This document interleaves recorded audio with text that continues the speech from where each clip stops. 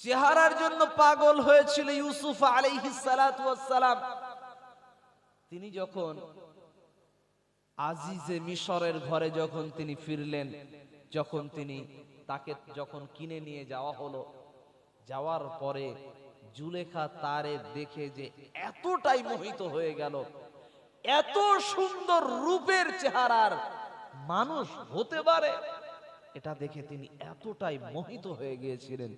ইউসুফ আলাইহিস সালাতু ওয়াস সালাম তিনি অনেক বয়স হননি, তখন সবে ছোট মানুষ। ওই মানুষটা আস্তে আস্তে বেড়ে উঠলো, বড় হতে লাগলো। যখন যৌবনে পদার্পণ করলেন, ওই সময়ে জুলেখা কি করেছিল, ইউসুফ আলাইহিস সালাতু ওয়াস সালামের চেহারার প্রতি এতটাই বিমোহিত হয়ে পড়েছিল, তাকে যৌবনের লালসার মিটানোর জন্য ইউসুফ আলাইহিস সালাতু ওয়াস সালামকে দাওয়াত দিলেন, ঘরে ডেকে নিলেন।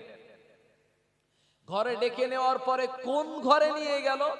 এমন একটা ঘরের জায়গাতে নিয়ে গেল, যেই ঘর থেকে বের হতে প্রায় 12টা দরজা পেরিয়ে যেতে হবে বের হতে গেলে। তো প্রত্যেকটা দরজায় সিটকিনি লাগানো ছিল। ঘরে যখন ঢুকে নিয়ে চলে গেছে, বলল তুমি আমার কামনা মেটাও। যখন এ কথা বললেন, ইউসুফ আলাইহিস সালাতু ওয়াস সালাম তিনি আল্লাহ প্রেমী মানুষ, তিনি আল্লাহকে ভালোবাসেন। মুখের ওপরে স্ট্রেট ফরওয়ার্ড তিনি উত্তর দিয়ে বলেছিলেন, আপনি এ রাজ্যের রানী হতে পারেন, আপনি আমাকে জেলে পাঠাতে পারেন।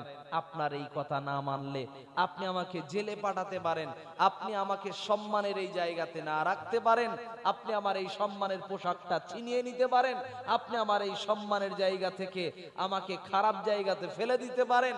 তারপরেও আপনার থেকে আমি ভয় করি কাকে? আল্লাহকে। যাদের হৃদয়ে আছে আল্লাহর ভয়, তারা কভু পথ ভুলে যায় না।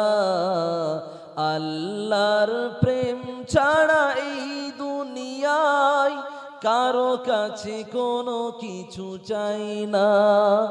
যাদের হৃদয়ে আছে আল্লাহর ভয়, তারা কভু পথ ভুলে যায় না।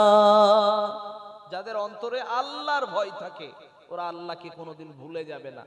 এজন্যই ইউসুফ আলাইহিস সালাতু ওয়াস সালাম তিনি যখন জুলেখার ওই ডাকে যখন সাড়া না দিয়ে তিনি বললেন, না আমি আপনার ওই আহ্বানে সাড়া দিতে পারলাম না, আই এক্সট্রিমলি সরি বলে তিনি সেখান থেকে যখন বের হলেন, তখন পিছন থেকে জুলেখা ধরতে যাবে, তিনি দৌড়ে এবার পালাতে লাগলেন। সামনে যত দরজা ছিল প্রত্যেকটা দরজা কিভাবে না জানি আল্লাহর রহমতে প্রত্যেকটা ওই বন্ধ করো দরজা সবগুলোই অটোমেটিক খুলতে শুরু হয়ে গেছে। বলা যাবে না সুবহানাল্লাহ? যে আল্লাহর জন্য যে চলতে চায়, যে চরিত্র হেফাজত করতে চায়, আল্লাহ তার সহযোগিতা করে। এটা নবী বলে যে আল্লাহ সহযোগিতা করেছে, আল্লাহর বান্দা হলে যে সহযোগিতা আসবে না এমনটা নয়।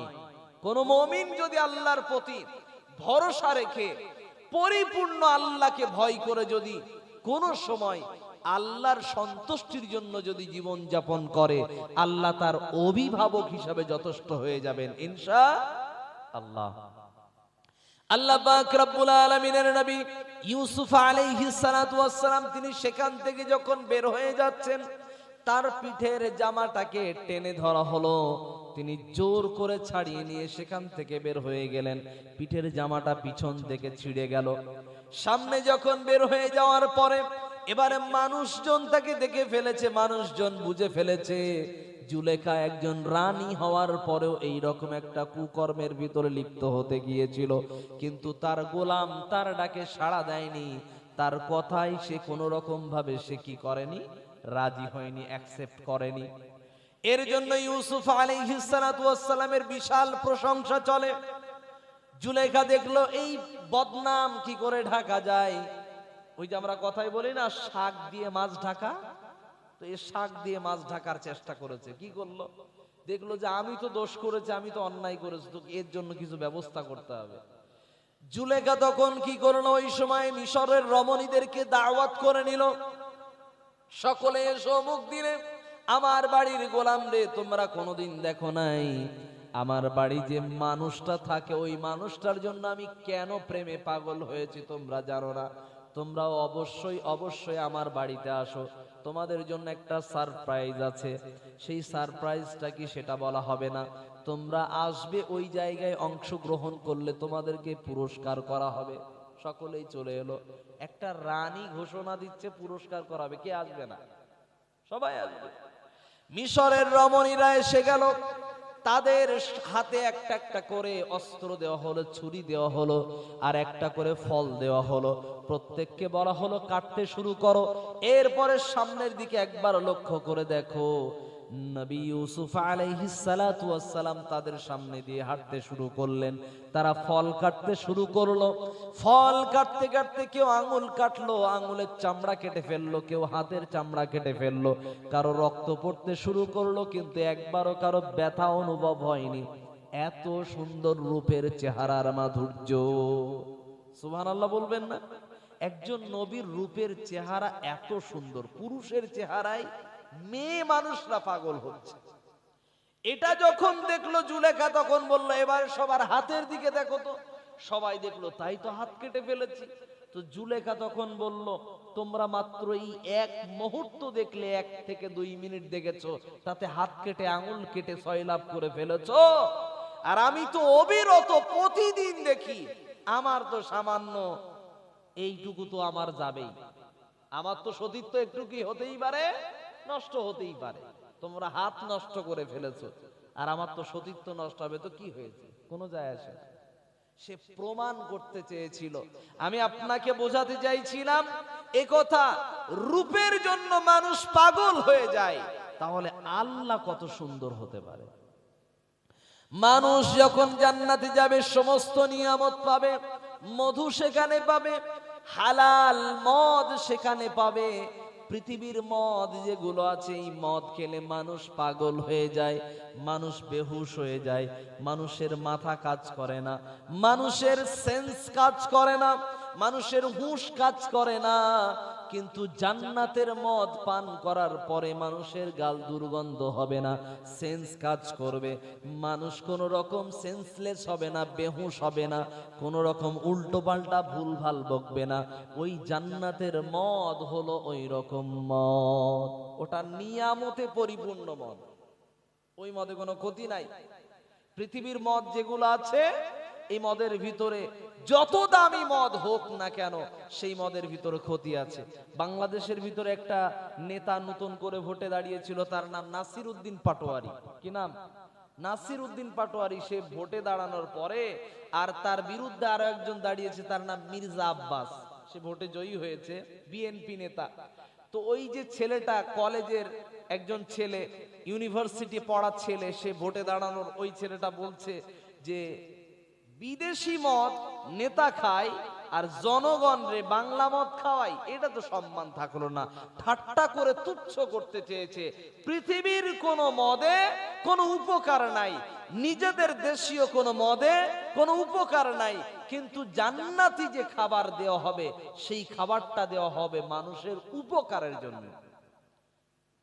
আল্লাহ পাক রব্বুল আলামিন ওই জান্নাতের ভিতরে অত কিছু নিয়ামত দেওয়ার পরেও সেখানে যদি মানুষ, সেখানে যদি জান্নাতি হয়ে যায়, পুরুষরা যদি জান্নাতি হয় এবং তার স্ত্রীও যদি জান্নাতি হয়, স্বামী আর স্ত্রীকে দুইজনকে একসাথে রেখে দেওয়া হবে। এই ওয়াজ শোনার পরে একজন মানুষ সামনে থেকে উঠে এসে বলছে, হুজুর আমি যে জান্নাতে থাকবো, ওই জান্নাতে আমার সঙ্গে আর কাকে রাখা হবে? হুজুর তখন বললেন, আপনার স্ত্রী যদি জান্নাতি হয়, স্ত্রীও ওই জান্নাতে থাকবে। ওই পুরুষ এসে বলছে, হুজুর ওই জান্নাতে আমি যাব না। ওরে তখন হুজুর জিজ্ঞাসা করেছে, কেন তুই ওই জান্নাতে যাবি না কেন? বললো, হুজুর পৃথিবীতে যেই সন্দেহ করে আমি যদি জান্নাতে গিয়ে ওইখানে হুরদের সাথে কোন রকম ভাবে আরাম আয়েশে যদি লিপ্ত থাকি, আমার স্ত্রী আমারে দেখে সহ্যই করতে পারবে না, ও জান্নাতে থাকতেই দেবে না আমারে। বুঝতে পারা যায় স্বামীরা স্ত্রীদের ব্যাপারে কি থাকে, এরা ওই সময়ের জন্য প্রস্তুতের। ওই কথা এই জন্য বলেছে, কারণ তবে জান্নাতের ভিতরে এরকম কোন প্রতিহিংসা, এরকম কোন হিংসা নামক নাপাক অপবিত্র মানসিকতা জান্নাতের ভিতরে থাকবে না, জান্নাতের ভিতরে মানুষের মানসিকতাও পবিত্র থাকবে, মানুষও পবিত্র থাকবে। সেখানে পেশাবও হবে না, পায়খানাও হবে না, সেখানে পরিপূর্ণ মাথা থেকে পা পর্যন্ত পুরোটাই পবিত্র, আর পবিত্রতা অবস্থায় সব সময় বসবাস করবে। অতএব আল্লাহ পাক রব্বুল আলামিন সেখানে এত নিয়ামত রাখার পরেও, জান্নাতি রমণী রাখার পরে, জান্নাতি সর্দারিনী রাখার পরে, জান্নাতের হুরদেরকে রাখার পরে, এবং ফল ফলাদি থেকে শুরু করে, মাছের কলিজা থেকে শুরু করে, মানুষের যেটা খাওয়ার চাহিদা সেটা খাওয়া থেকে শুরু করে যত কিছু মানুষ চাইবে, তারপরেও মানুষের একটা চাহিদা বাকি থাকবে। সেটা কি? কখন আল্লাহকে দেখব, আল্লাহর দিদার কবে নসিব হবে, কখন দেখব। আমরা যদি আল্লাহকে যদি দেখার সৌভাগ্যবান ব্যক্তিত্ব যদি হতে চাই, তাহলে আমাদের রমজান মাসের সিয়াম পালন করা লাগবে, যাতে আমি মুত্তাকি হতে পারি। মুত্তাকি হতে পারলে আমার জন্য থাকবে জান্নাতের নিয়ামত। এই জন্যই আল্লাহর দেখতে কেমন মানুষ, মানুষকে দেখে যদি এত মাতোয়ারা হয়, পৃথিবীর মানুষ যদি গাছগাছালি ফুলকে দেখে যদি মানুষ এতটাই সুন্দর অনুভব করে, মানুষ যদি ছোট ছোট বাচ্চাদেরকে দেখে যদি এতটাই আনন্দ ঘন সময় অনুভব করতে পারে, তাহলে আল্লাহর দেখতে কত সুন্দর। আল্লাহ তুমি অপরূপ, না জানি কত সুন্দর, তোমায় আমি সপেছি প্রাণ, সপেছি এই অন্তর। আল্লাহ তুমি অপরূপ, না জানি কত সুন্দর, তোমায় আমি সপেছি প্রাণ, সপেছি এই অন্তর।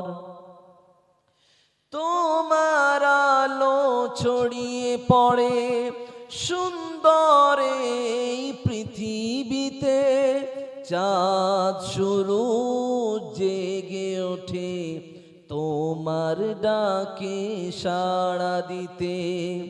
তোমার পথে চলি যেন সারাটি জীবন ভর। আল্লাহ তুমি অপরূপ, না জানি কত সুন্দর, তোমায় আমি সপেছি প্রাণ, সপেছি এই অন্তর। আল্লাহ তুমি অপরূপ। আল্লাহ পাক রব্বুল আলামিন তিনি যে সৌন্দর্যের অধিকারী, মানুষ আল্লাহকে সেদিন কিয়ামতের ময়দানের পরে জান্নাতীরা আল্লাহকে দেখতে থাকবে, তো দেখতে থাকবে বছর কতটা? 1 বছর, 2 বছর, 3 বছর, 10 বছর, 20 বছর, 50, 70, এর থেকে 100 বছর, এরপরে হাজার হাজার বছর পেরিয়ে যাবে। তারপরে আল্লাহর দিদার, আল্লাহর দেখা মানুষ সেদিন শেষ করতে পারবে না। বোঝাতে চাইছিলাম মানুষের চোখের যে চাহিদা, চোখের যে ক্ষুধা, মানুষের দৃষ্টির যে ক্ষুধা, সেদিন মানুষ নিবারণ করে ওই ক্ষুধা যেন শেষ করতে পারবে না। একটু বলা যাবে না সুবহানাল্লাহ? সে আল্লাহ পাক রব্বুল আলামিন তিনি এমন সত্তা, তিনি কেমন সত্তা, তিনি যে সময়ে সর্বসময় আমরা মানুষগুলো যখন কোন কাজ করি, কোন আমল করি, তখন আমরা ক্লান্ত হয়ে পড়ি অনেক সময়, কিন্তু আল্লাহ পাক রব্বুল আলামিন তিনি বললেন লা তাখুযুহু সিনাতু ওয়ালা নাওম। আমি আল্লাহ পাক রব্বুল আলামিন আল্লাহর পরিচয় নিয়ে আল্লাহ বললেন আয়াতুল কুরসির ভিতরে, পবিত্র কোরআনের সূরাতুল বাকারার আয়াতুল কুরসির আয়াতে আল্লাহ বললেন লা তাখুযুহু সিনাতু ওয়ালা নাওম। আমি আল্লাহ পাক রব্বুল আলামিন, আমাকে ঘুম স্পর্শ করতে পারে না, আমাকে তন্দ্রা স্পর্শ করতে পারে না, আমাকে ক্লান্ত স্পর্শ করতে পারে না, আমাকে কোন রকম কষ্ট আমাকে স্পর্শ করতে পারে না। আল্লাহ পাক রব্বুল আলামিন সদা সর্বদাই তার পরিচালনা নিয়ে, সৃষ্টি জগতের পরিচালনা নিয়ে পরিপূর্ণ তিনি অ্যাক্টিভ থাকেন। তিনি কোন জায়গার পরিচালক ওটাও আল্লাহ বললেন। আল্লাহ পাক রব্বুল আলামিন তিনি বললেন আল্লাহ পাক রব্বুল আলামিন তিনি বললেন ইউদাব্বিরুল আমরা মিনাস সামাই ইলাল আরদি সুম্মা ইয়ারজু ইলাইহি ফি ইয়াউমিন কানা মিকদারুহু আলফ সানাতিন মিম্মা তাউদ্দুন।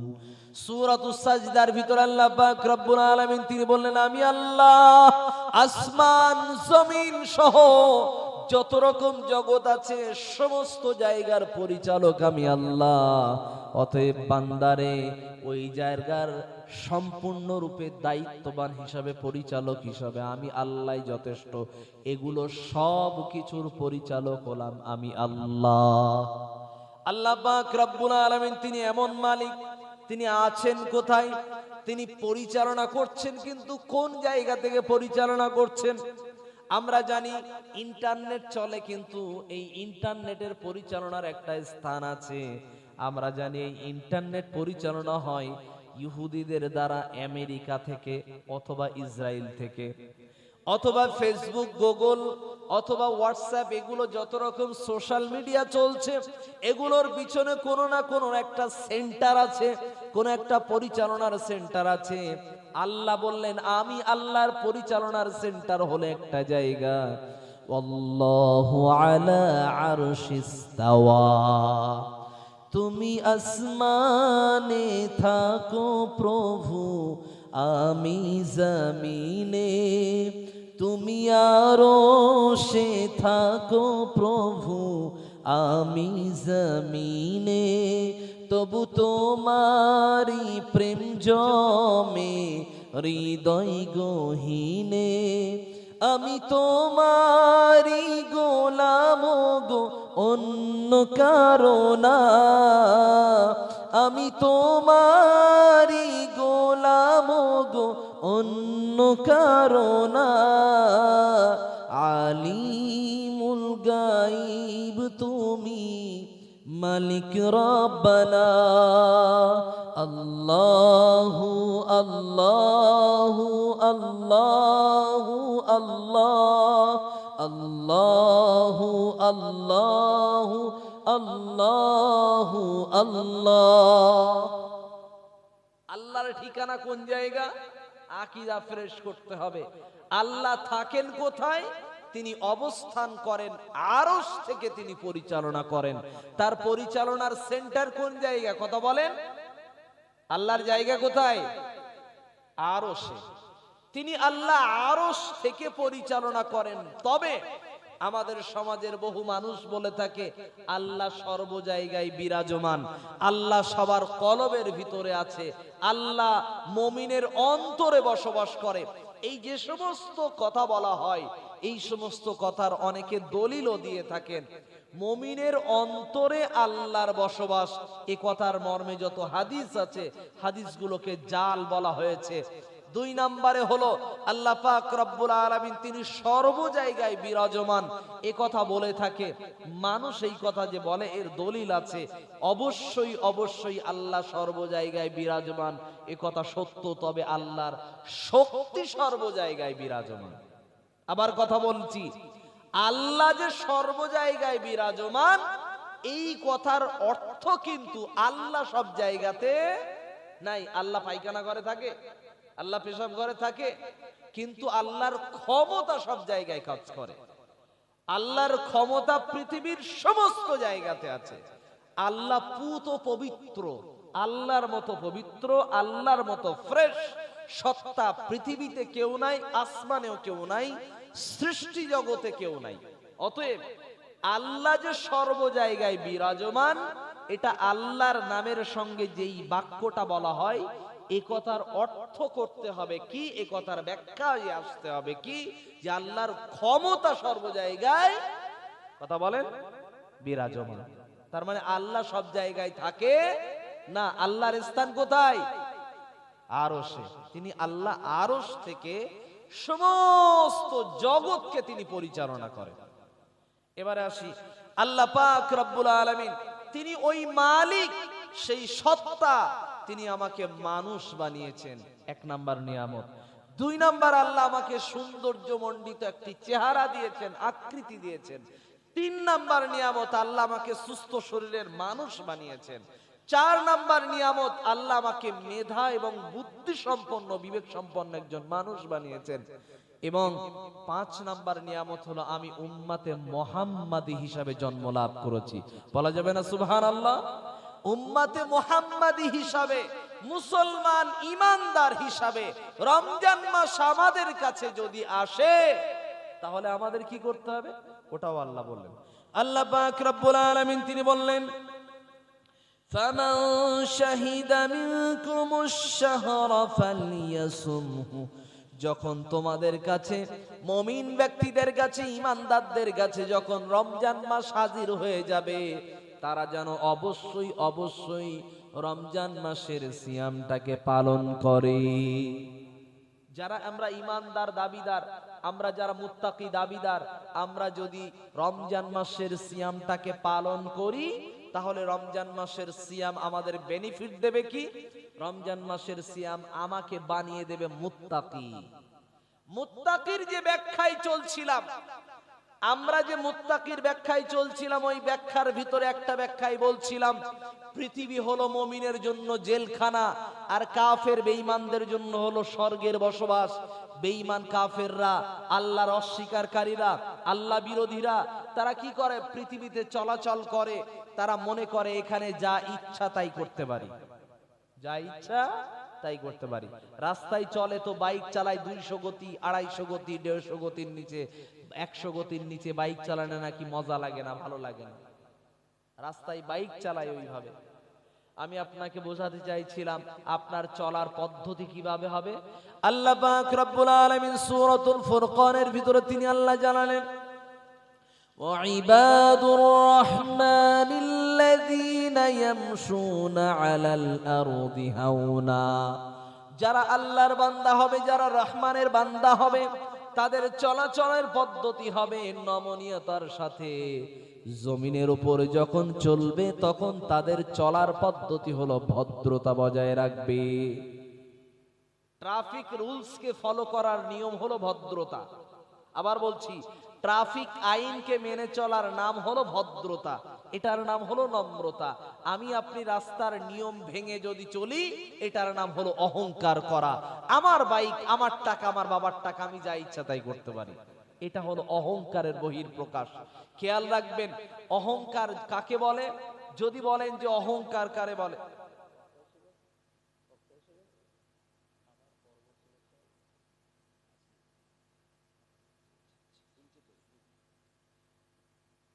আপনাদের অসুবিধা হচ্ছে কি? কারণ মানুষ তো অলরেডি কম বেশি উঠছে, তো আপনাদের আমি ধৈর্যটাকে যাচাই করে আমি বক্তব্য শেষ করব। ধৈর্য যতক্ষণ আছে ওইটুকু সময় কথা বলবো ইনশাআল্লাহ।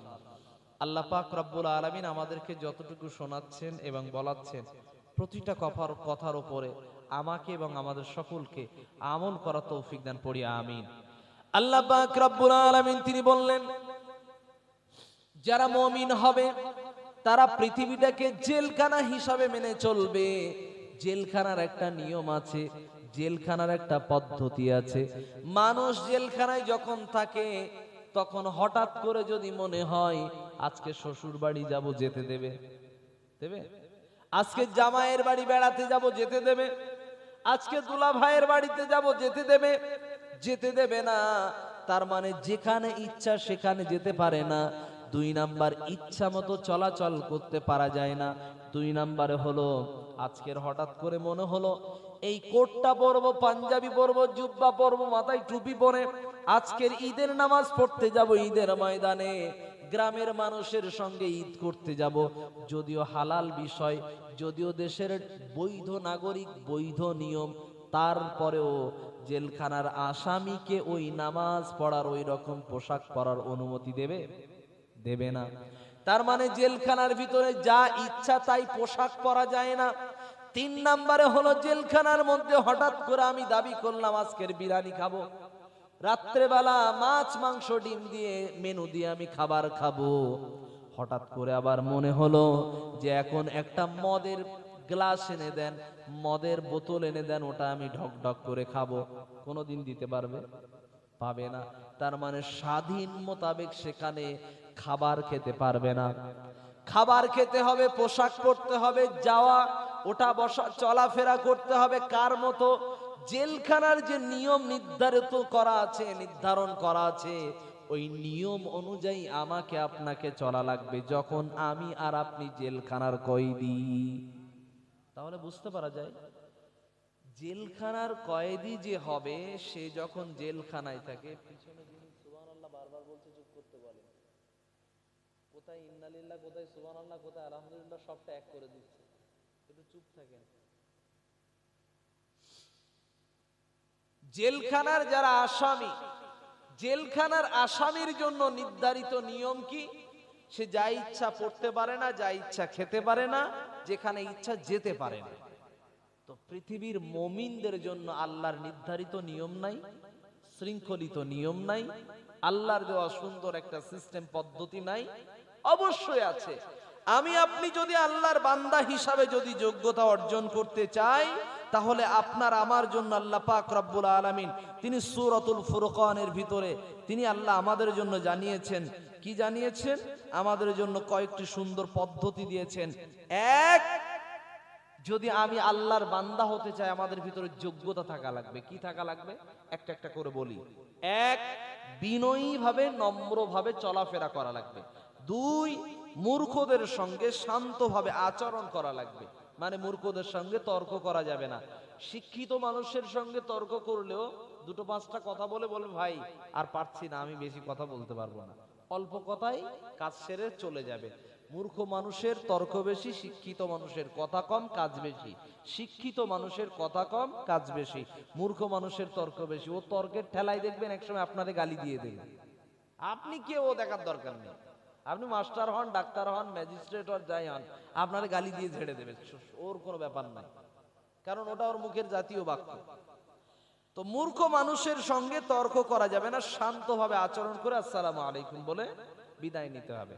নাম্বার 3, যোগ্যতা থাকা লাগবে, তার মানে ধৈর্য ধারণ করার মতো সামর্থ্য ক্ষমতা ভিতরে অর্জন করতে হবে।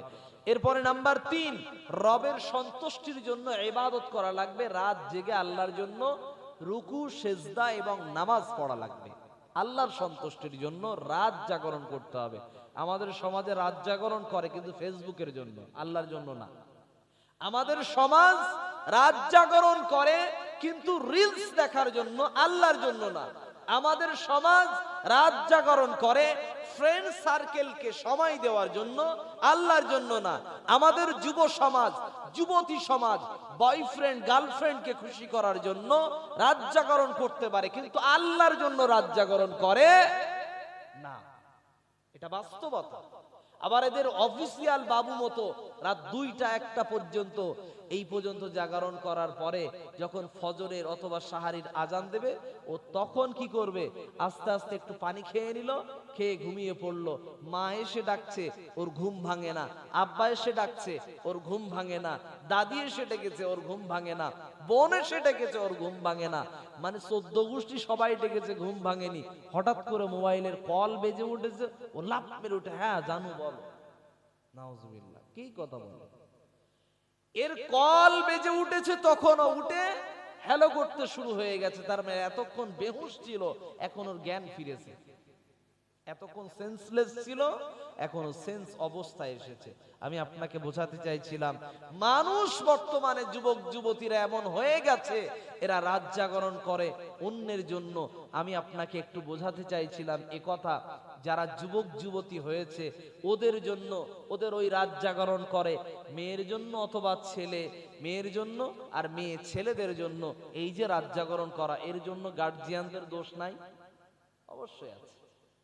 আব্বাজানদের দোষ নাই, অভিভাবকদের দোষ নাই। এ বলছে তুই তো ইনকাম করিস না, তুই নিজেরটা নিজে কিনতে পারিস না, বউরে শাড়ি কিনে দিবি কি, চুড়ে কিনে দেবে কি, তার খাওয়াবি কি, পরাবি কি?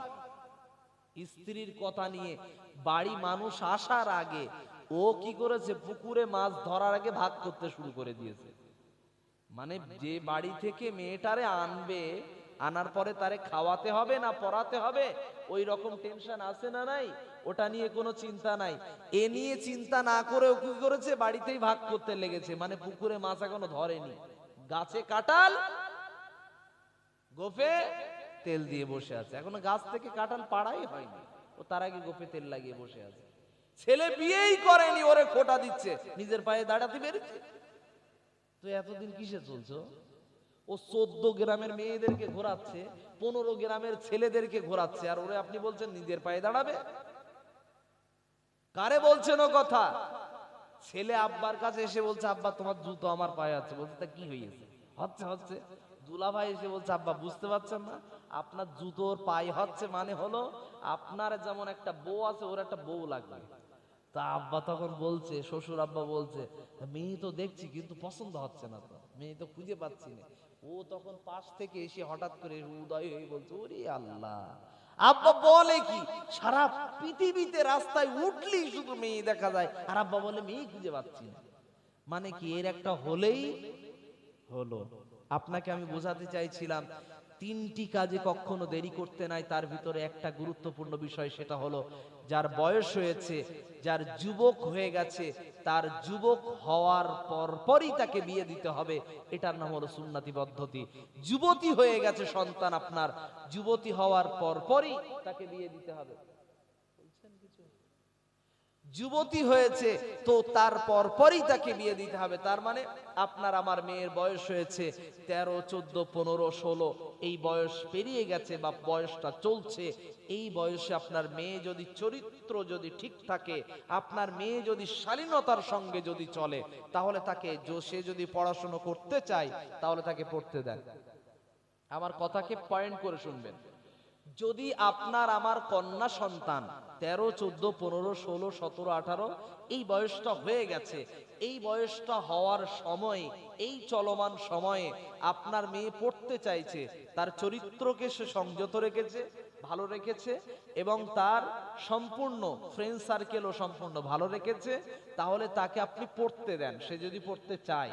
আর যদি তার চরিত্র 50টা স্কুলের ছাত্রকে সে ঘোরাচ্ছে, আপনার বাড়িতে একজনকে নিয়ে হাজির হচ্ছে, বাড়ি থেকে সন্ধ্যাবেলা বের হয়ে গেছে, রাত্রিবেলা 2 দিন বাড়িতে আসেনি, কোথায় গিয়েছে খোঁজ করে পাচ্ছেন না, 1 দিন পরে 2 দিন পরে এসে গাগোলানি শুরু হয়ে গেছে, ওই রকম মেয়ে পৃথিবীতে বাঁচিয়ে রাখার থেকে, বাঁচিয়ে যদি রাখতে চান তাহলে ওরে বিয়ে দিয়ে দেন। কথা কি বোঝাতে পেরেছি? আপনাকে বোঝাতে চাইছি, মেয়ে যদি আপনার সম্মান নিয়ে যদি কবরে ফেলে দেয়, আপনি কবরে যাওয়ার আগে আপনার মেয়েকে বিয়ে দেন। আপনার সম্মান নিয়ে ছিনিমিনি খেলার আগে তার সম্মানটাকে যেন সে বজায় রাখতে পারে, ওর জন্য ওর নিয়ামতটাকে ওর কাছে পৌঁছিয়ে দেন, তার পছন্দ মতো তার বিয়ে দেন। কেন বলেছে কথা? আপনি যদি অন্য জায়গায় বিয়ে দেন, তার পছন্দ ছাড়া, যদি খেয়াল করে শুনবেন আমি যে সমস্ত পয়েন্টগুলো বলছি, আপনি আপনার মেয়ের পছন্দ না নিয়ে, ছেলের পছন্দ না নিয়ে যদি অন্য জায়গাতে বিয়ে দেন, ও সেই জায়গায় বিয়ে করার পরে সুখী হতে পারে, এটা ওয়ারেন্টি, গ্যারান্টি না। কি বললাম? ওয়ারেন্টি, এটা গ্যারান্টি না। কিন্তু অন্য জায়গায় তার পছন্দ ছাড়াও অন্য জায়গায় আপনি অপশন দেখাতে পারেন, তাকে ছেলে দেখাতে পারেন, মেয়েকে ছেলে দেখাতে পারেন, আর আপনার ছেলেকে মেয়ে দেখাতে পারেন অন্য জায়গায়। যদি তার পছন্দ হয়ে যায় তাকে করতে পারে, তাকে অপশন দেবেন। তাকে জোর করে এটাই বিয়ে করতে হবে, এই জোর জবরদস্তি করে বিয়ে করানো যাবে না। এই কাজটা বর্জন করেন। তাহলে আপনার আমার ছেলের, মেয়ের বয়স কত? মেয়ের বয়স 13, 14, 15, 16, 17, 18, এই বয়সটা চলমান আছে। সে চরিত্র ভালো থাকলে তারে পড়তে দেন, আর চরিত্র যদি নষ্ট করতে থাকে তাহলে তার বিয়ে দেন। তবে কি, সরকার আইনের শৃঙ্খলা মেনে চলবেন, যতটুকু মানা যায় মেনে চলবেন। যখন দেখবেন যে মেয়ে চরিত্র হয়রানি করে ফেলছে, মানার মতো হচ্ছে না, তো সে যেখানে চরিত্র নষ্ট করছে তার বাড়িতে আপনি প্রস্তাব পাঠিয়ে দেন, ডাইরেক্ট প্রস্তাব পাঠিয়ে দেন যে আমার মেয়ে এইসব করছে, তোমার ছেলে এগুলো এগুলো করছে, ভাই দেখেন ঠিক করেন, বিয়েটা হয়ে যাক, আপনার বাড়িতে ছেলে থাকবে, আমার বাড়িতে মেয়ে থাকবে, দুজনেই দুজনের মতো পড়াশুনো করবে, কিন্তু যেটা বয়ফ্রেন্ড গার্লফ্রেন্ড অবৈধ সম্পর্কে ছিল সেটাকে স্বামী স্ত্রী হিসেবে থাক, প্রেম করবে কিন্তু স্বামী স্ত্রী হিসেবে প্রেম করুক, স্কুলে পড়বে কিন্তু স্বামী স্ত্রী হিসেবে পড়ুক, সমস্যা নাই। এ কথা বোঝাতে চাইছিলাম, হালাল সম্পর্কের ভিতরে বরকত আছে, সম্পূর্ণ সবকিছু স্বয়ং সম্পন্ন হতে পারবে।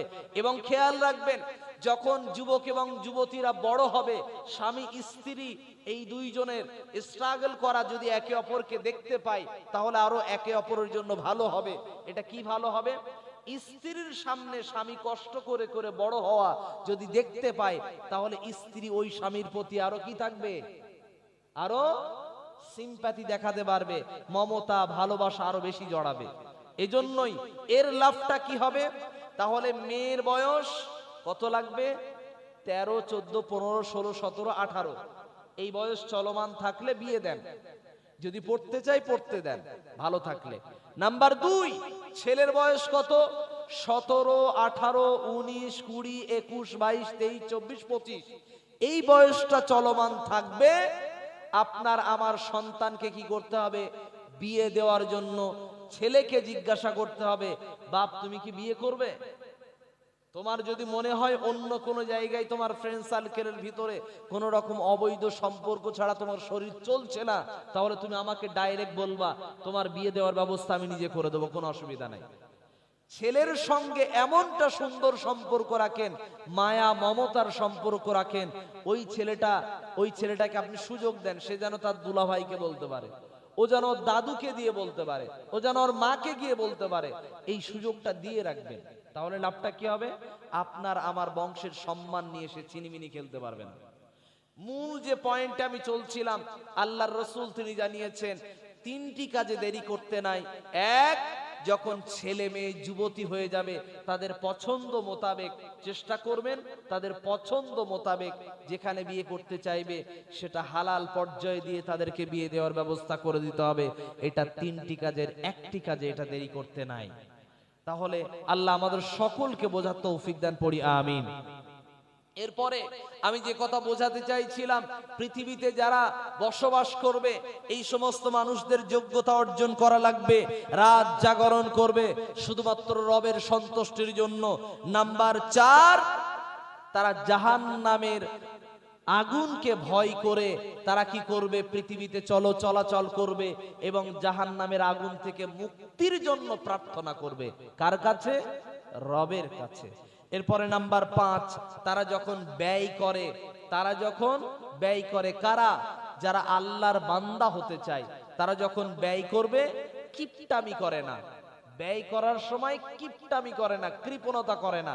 তার মানে মাদ্রাসা মসজিদে যখন দান করার প্রতিযোগিতা করার যখন অপশন আছে, তখন তারা কৃপণতা করে না। আবার যখন ব্যয়ের বিষয় অতিরিক্ততার বিষয় আসবে, তখন তারা কি করে না? অপব্যয়ও করে না। বিয়েতে খরচ করার হিসাব যদি করে, খরচ 30,000 টাকায় খরচ করলে হয়ে যাবে বিবাহ, তারপরেও খরচ করছে 3 লাখ টাকা থেকে শুরু করে 30 লাখ টাকা থেকে শুরু করে প্রায় 1 কোটি টাকার কাছাকাছি শুধু বিয়েতে খরচ করে। আবার মানুষকে বলে বেড়ায় এত এত মেনু আইটেম করেছিলাম। এই যে মেনুর আইটেম করেছিলেন, তারপরে দিন শেষে কি হলো? আপনার বাড়িতে ওই ছেলে আর মেয়ে যদি সুখেই না থাকতে পারে, লাভটা কি হলো ভাই? খরচ করে বিয়েতে এত খরচ না করে তার জন্য আপনি কি করেন? মেয়েটাকে মোহরানাটা বাড়িয়ে দেন, সুন্দর জীবন যাপন করার সুযোগ করে দেন, আপনার ছেলেটাকে আপনি ভালো আয় রোজগারের ব্যবস্থা করে দেন, তাতেই লাভটা বেশি হবে। তাহলে খরচ করতে হবে মধ্যম পন্থায়, কৃপণতাও করা যাবে না, অপব্যয়ও করা যাবে না। এরপরে নাম্বার 6, আল্লাহ ছাড়া কাউকে ইলাহ হিসাবে ডাকা যাবে না। কবরে সিজদা করা এটা ইলাহ হিসাবে মানা নয়, কিন্তু বিষয় হলো কবরে সিজদা করা শিরক। কবরের কাছে কোনো কিছু চাওয়া এটা আল্লাহকে ছাড়া চাওয়া নয়। এটা অনেকে বলে কবরের মাধ্যমে আমি চাই, ওসিলা দিয়ে চাই, তারপরে ওসিলা দিয়ে চাওয়া যাবে না। যদি চাইতেই হয় সরাসরি আল্লাহ বলছেন উদউনি, বান্দা যদি কিছু চাওয়ার থাকে আস্তাজিবু লাকুম, আমি আল্লাহর কাছে সরাসরি চাও, আমি আল্লাহ কবুল করে নেব। সেই মালিক এমন সত্তা, তিনি হলেন ওহুয়াস সামিউন আলিম, তিনি হলেন ইন্নাহু আলিমুম বিদাতিস সুদূর, তিনি শুননেওয়ালা, ভালো শুননেওয়ালা, তিনি দেখতে পান, ভালো দেখনেওয়ালা। এবং তিনি আল্লাহ কতটা বেশি দেখতে পান, তিনি আল্লাহ কত কি শুনতে পান, তিনি অন্তরের কথা দেখতে পান, আর অন্তরের গহীনে যে কথা আছে সেই কথাও তিনি বুঝতে পারেন এবং শুনতে পান। সেই আল্লাহ বলছেন, বান্দা তুমি মুখ থেকে হয়তো গুছিয়ে আমার কাছে চাইতে পারোনি, কিন্তু তোমার মনের মনিকোটায় একটা আকাঙ্ক্ষা আছে, আমি আল্লাহ ওইটাও শুনতে পাই। অতএব বান্দা যদি চাওয়ার থাকে, আমি আল্লাহর কাছে প্রথমে চাও, পৃথিবীর কোন সৃষ্টির কাছে কিছু চেয়েও না। প্রার্থনা হিসাবে তুমি যখন রব বা স্রষ্টার কাছে যখন কিছু চাইবা, ডাইরেক্ট আমি আল্লাহর সঙ্গে সম্পর্ক গড়ো, আমি আল্লাহ দিতে সক্ষম। একটু খেয়াল করে দেখেন তো, পৃথিবীতে যে গুগল আছে, এই গুগল, ইউটিউব বলেন, এআই বলেন, যত কিছু আছে, এই অপশনে যদি আমরা কিছু চাই, আজকের এই গ্রামবাসীরা সবাই যদি একসাথে আমরা মোবাইল নিয়ে বসে যাই, ইন্টারনেট অন করে যদি বসে যাই, আমরা যদি কিছু চাই, তাহলে গুগল আমাদেরকে দিতে পারবে কি পারবে না বলেন তো? যেটা আমরা চাইবো, সার্চ যেটা করবো সেটা দিয়ে দেবে, একবারই সক্ষম। মানুষের তৈরি করা মেশিন দিয়ে, মানুষের তৈরি করা যন্ত্র দিয়ে যদি একবারেই যদি সবকিছু আমাদের ওই চাওয়ার উত্তর, সঠিক দেখ বা বেঠিক দেখ, উত্তর একটা দিয়ে দিতে যদি পারে, তাহলে আল্লাহ পাক রব্বুল আলামিন যেই মানুষকে বানিয়েছেন, ওই মানুষের চাহিদা আল্লাহ পূরণ করতে পারেন কি পারেন না? অবশ্যই পারেন। মানুষের ক্ষমতা ছিল পাখির মতো করে উড়ে যাওয়া? ক্ষমতা ছিল। আল্লাহ মানুষের বুদ্ধিমত্তা দিল, আল্লাহ মানুষের মেজাজ দিল, মগজ দিল, ওই মগজ, ওই গবেষণা দিয়ে মানুষ এরোপ্লেন বানানো, পাখির সঙ্গে ওড়ার প্রতিযোগিতা করলো, পাখির থেকে বেশি গতিতে উড়ে গেল। মানুষ চিতাবাঘের মতো দৌড়াতে পারে না, কিন্তু মানুষ বাইক তৈরি করে ফেললো, ট্রেন তৈরি করে ফেললো। এরপরে আমি আপনাকে যে কথা বোঝাতে চাইছিলাম, আল্লাহ পাক রব্বুল আলামিন মানুষের মেধাকে এত সুন্দর করে বানিয়েছেন, মানুষের তৈরি করা মেশিন দিয়ে যদি মানুষ একে অপরের কথাকে মানুষ যদি বুঝতে পারে, যদি দেখতে পায়, মানুষের স্ক্যানার মেশিন দিয়ে যদি অ্যাটাচি বাক্সের ভিতরে কি আছে, প্লাস্টিকের ভিতরে কি আছে, যদি মানুষের এই মেশিন দিয়ে যদি দেখতে পায়, তাহলে আল্লাহর সিসিটিভি ক্যামেরা কতটা শক্তিশালী। আল্লাহ পাক রব্বুল আলামিন এজন্যই বলছেন, বান্দা যা কিছু চাইবে আমার কাছে চাও, আমি আল্লাহ কবুল করে নেব, আমি আল্লাহ পূরণ করে দেব। অতএব আমি আল্লাহর কাছে চাও। আল্লাহ পাক রব্বুল আলামিন আমাদের সকলকে যতটুকু শুনছি এবং বললাম, সমস্ত কথাগুলোর উপরে আমল করা তৌফিক দাও, পড়ি আমিন।